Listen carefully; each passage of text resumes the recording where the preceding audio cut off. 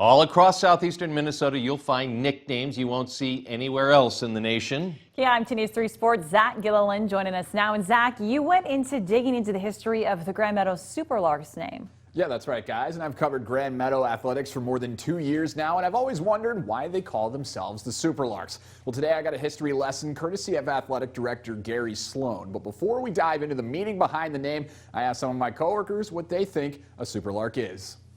Do you know what a Superlark is? My guess is a bird. It looks like an eagle, only it's wearing a sweater. So that confuses me a little bit. I want to say a bird. Is that your final answer?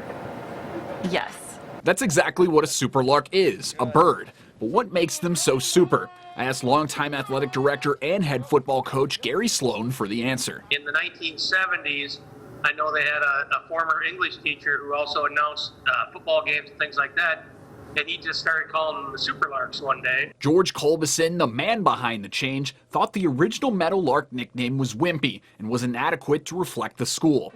He added super to the Lark name, and the rest was history. The new and improved logo featuring a sweater-clad Superlark was unveiled in 1973.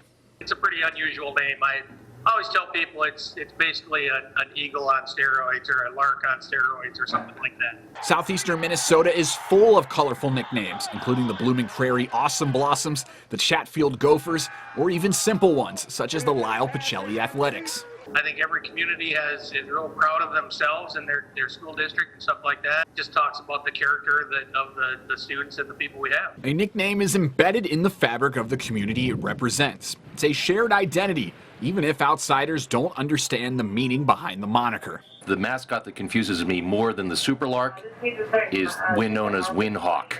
That's a story for another day, George.